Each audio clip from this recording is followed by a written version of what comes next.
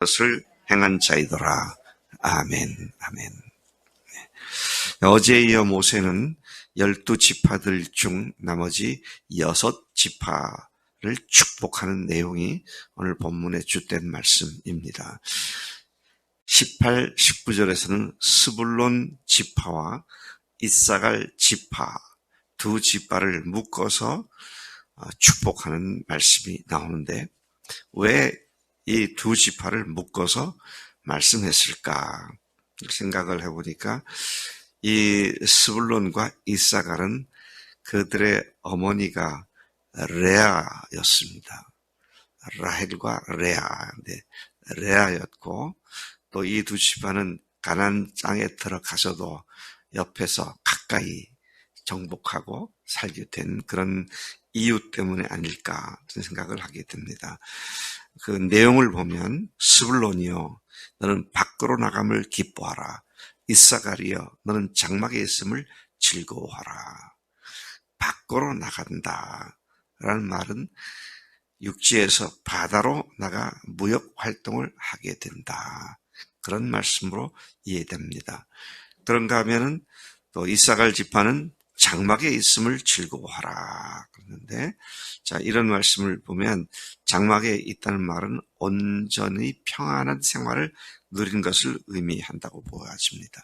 후일에 스불론 지파는 해변까지, 지중해까지 그들의 영역을 넓혀 해로를 개척했고, 그래서 무역을 하게 됐고, 이사갈 지파는 조용한 농경 생활을 영위하는 지파가 되었습니다. 19절이 그것을 예언하고 있는 것이죠. 20절에 보면 갓에 대한 축복이 나옵니다. 갓에 대하여는 갓을 광대하게 하시며 광대게 하신다. 이 말은 갓 지파가 광활한 영토를 획득할 것을 예언한 말씀으로 이해가 되고요. 갓이 암사자같이 엎드리고 팔과 정수리를 찢는다 말씀하셨는데, 팔은 힘을, 정수리는 지혜를 상징하기 때문에 이 말은 갓 지파가 매우 용맹스러워서 대적자들의 힘과 또 모략을 능히 격파할 것이라는 예언의 말씀, 축복의 말씀으로 이해가 됩니다. 21절에 보니까 그가 자기를 위하여 먼저 기업을 택하였으니, 갓이 자기가 먼저 기업을 택했다. 이건 뭡니까? 요단강 동편 땅을 그들이 모세에게 우리는 서편으로 건너가지 않고 여기에 있겠습니다. 여기를 우리의 땅으로 주세요. 이제 그렇게 했었던 것을 기억하게 되는데, 바로 요단강 동편 땅을 정복하여 정착함을 의미했고, 입법자의 분깃으로 준비된 것이로다. 그래서 입법자라는 님 누굽니까? 모세로부터 직접 그 땅을 할당받았음을 의미하는 것이죠. 그 지파가 공의로운 법도를 준행하여 적절히 정착함을 말하고 있는 것입니다. 첫날도 말씀을 드렸습니다마는 각 지파에 대한 모세의 축복은 전혀 상관없는 얘기가 아니라 지금까지 그들이 해온 것을 중심으로 축복이 되고 있음을 보게 되는 것이죠. 22절은 단에 대하여 그게 뭐라고 말씀하십니까? 바산에서 뛰어나는 사자의 새끼로다. 모세는 단의 용맹성을 말하는 것으로 단 지파가 전쟁에서 뛰어난 계략과 용맹을 떠질 것이라는 예언을 하고 있는 것입니다. 삼손이 바로 이 단 지파 출신이기도 했습니다. 그런가 하면 바산은 레바논과 헤르몬 산지 지역의 고지대로서 요즘으로 하면 골란 고원지대를 말한 것입니다. 사자를 비롯한 각종 맹수들이 들끓던 곳으로 유명한 곳이었습니다.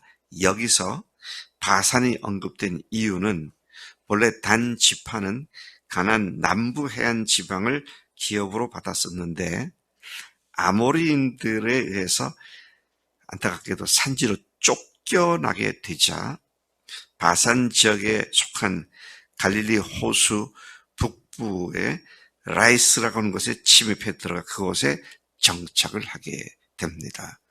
그래서 요즘도 이스라엘 성지 순례를 가면 요단강의 발원지가 되는 이스라엘 제일 북쪽에 단이라고 지명이 아예 단으로 되어 있죠. 그래서 남쪽 끝은 부엘세바, 북쪽 끝은 단. 그래서 이스라엘 백두에서 할라까지라고 말하는 것처럼 이스라엘 전체 영역을 말할 때에는 단에서 부엘세바까지, 부엘세바에서 단까지 그렇게 말을 하고 있음을 보게 됩니다.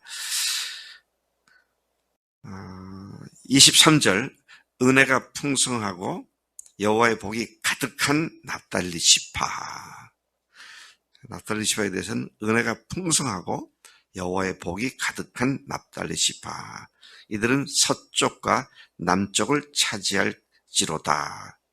그 축복의 내용은 풍요로움으로써 가나안 땅의 젖줄인 갈릴리 호수 일대의 비옥한 지역을 그들이 차지했습니다.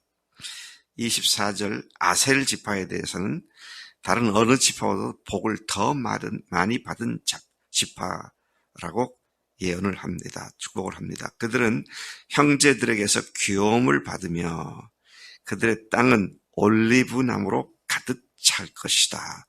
쇠와 노소로 만든 문빗장으로 너의 성문을 채웠으니 너희는 안전하게 살 것이다. 아셀 지파가 비옥한 옥토를 차지할 것이라고 축복한 것인데 솔로몬 왕 때의 아셀 지파의 갈멜 평원에서 생산된 곡식을 두로 왕 히람에게 공급했던 기록이 있는데 그렇게 좋은 곡물을 생산하는 지역을 차지할 것이다. 26절부터 29절까지는 앞서 12지파에 대한 예언을 축복의 말씀을 마친 뒤에 이스라엘 전체에 대한 축복을 종합적으로 다시 말하고 있습니다. 여수룬이여 하나님 같은 이가 없도다. 여수룬은 누굴 말하는 거죠? 이스라엘의 별칭, 애칭이 여수룬이라고 했죠. 하나님 같은 이가 없도다. 그가 너를 도우시려고 하늘을 타고 궁창에서 위엄을 내시는도다.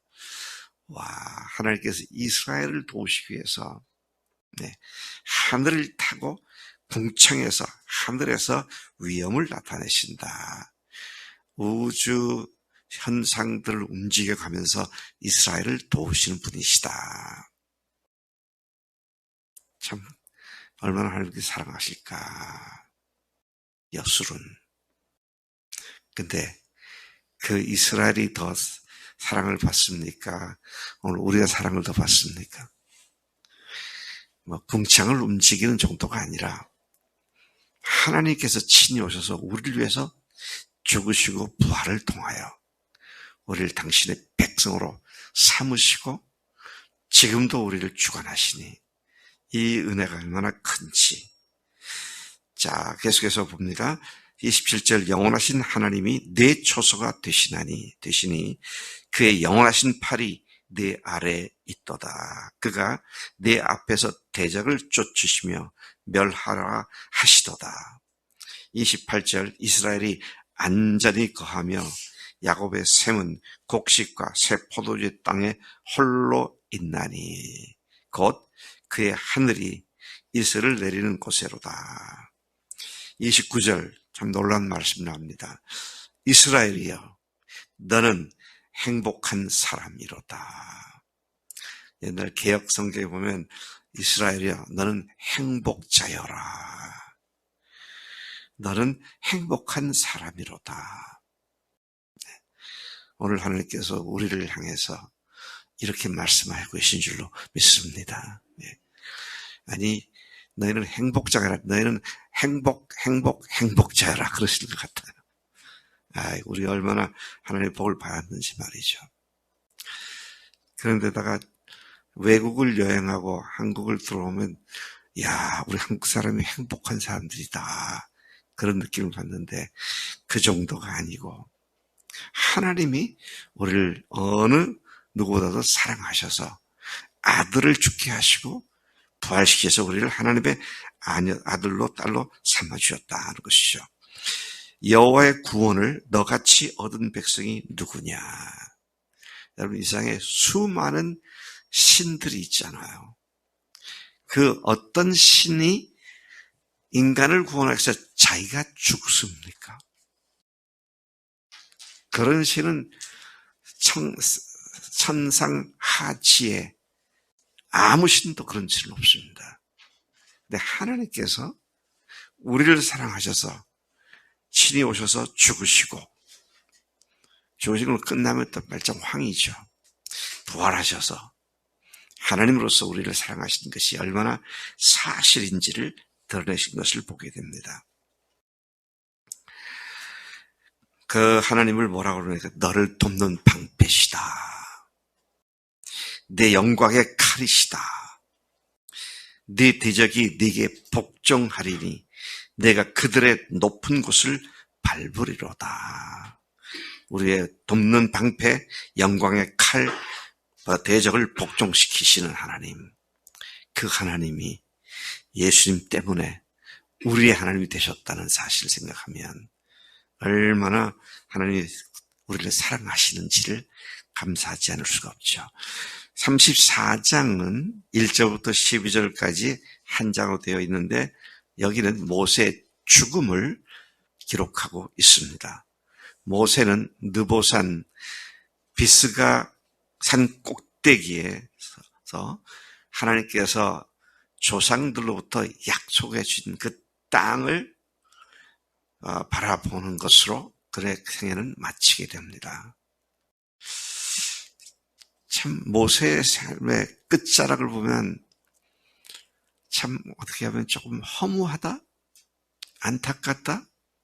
그렇게 백성들로부터 돌팔매질 당해서 죽임을 당할 만한 그런 위기를 겪으면서도 40년간 여호수아 갈렙을 빼놓고는 40년간 모세가 하나님께로부터 받아서 목표했던 가나안 땅으로 온 백성을 인도하는 이 큰 사명에 적극 동참한 사람들이 거의 없더라고요.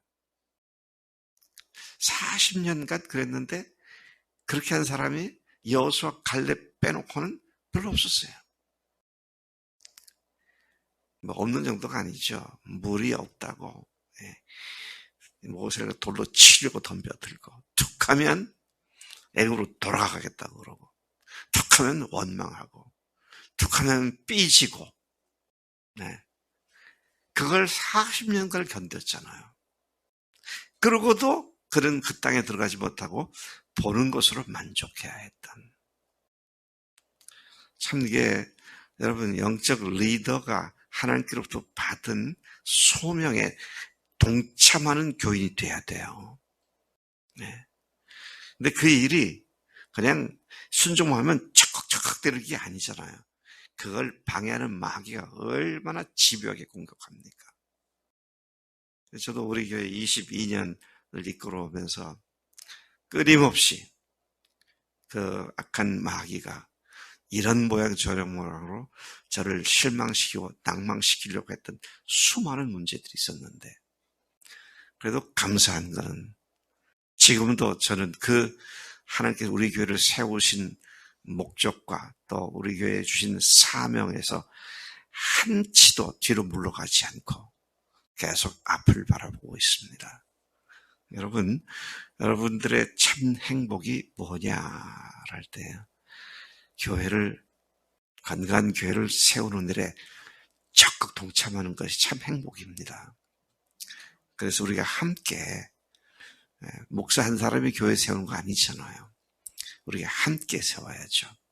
어제 성경 공부, 새 신자반 공부가 한 반 끝났는데 맨 끝에 교회에 대한 말씀에 있어서 교회 공동체 속에 하나님께서 우리를 두셨고 공동체를 통해서 우리를 격려하시고 공동체를 통해서 우리의 믿음을 이렇게 세우신다.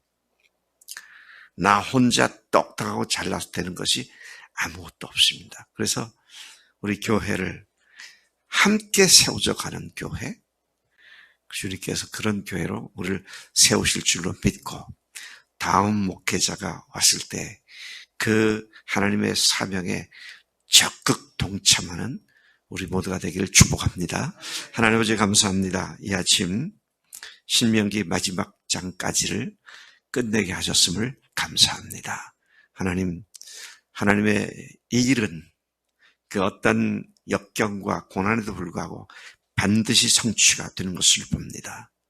그러나 그 일을 행했던 주의 종들은 하나님 서로 바라보기만 하고 들어가지 못하고 죽어간 모세의 모습을 보며 하나님의 일을 하는 자들의 겸손함과 또 하나님 앞에서 한정된, 제한된 우리들의 삶을 바라보며 주어진 시간에 주어진 목표에 집중하는 우리가 되도록 인도해 주시는 줄로 믿습니다. 하나님께서 이곳에 22년 전에 세우셨던 이 교회가 갈수록 그 소명에 더욱더 충실해져서 모든 교인이 예수님의 주님 되심 앞에 굴복하고 모든 교인이 복음을 위하여 교회를 위한 사명자가 되게 하시고 또 모든 교인이 하늘 가족 공동체로 사랑하는 공동체가 되도록 인도하실 줄로 믿습니다. 이 아침에 모세를 통하여 우리에게 다시 이와 같은 사실을 일깨워 주신 주님, 저희들이 신실함과 성실함으로 주님만을 바라보며 달려가겠습니다. 감사하고 예수님의 이름으로 기도를 쌉나이다. 아멘. 아멘.